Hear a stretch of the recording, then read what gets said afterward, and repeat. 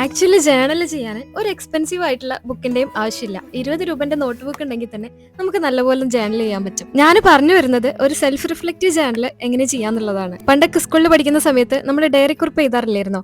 അതിന്റെ ഒരു modified version ആണ് സെൽഫ് റിഫ്ലക്റ്റീവ് ജേണൽ. ഓരോ ദിവസവും നടക്കുന്ന കാര്യങ്ങൾ വലിച്ചു വാരി എഴുതുന്നതിന് പകരം ഇമ്പോർട്ടന്റ് ആയിട്ട് അതിൽ ഇൻക്ലൂഡ് ചെയ്യേണ്ട കുറച്ച് കാര്യങ്ങൾ പറഞ്ഞുതരാം. ചെറിയ ചെറിയ എക്സാമ്പിൾ വെച്ചിട്ട് പറഞ്ഞുതരാം കേട്ടോ.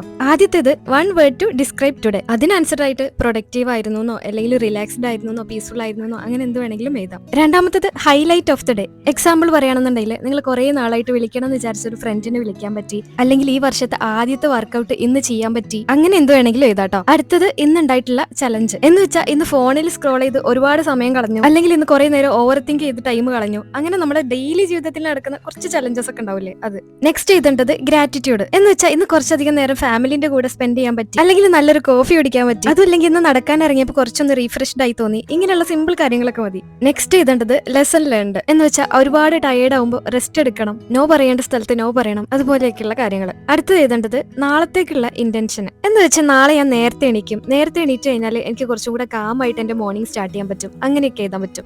ഇതുപോലെ പോയിന്റ് വൈസ് ആയിട്ട് എഴുതണം എന്നൊന്നുമില്ല, എല്ലാം കൂടെ കൂട്ടിയിട്ട് ഒരു പാരഗ്രാഫ് ആക്കിയിട്ട് എഴുതിയാലും മതി.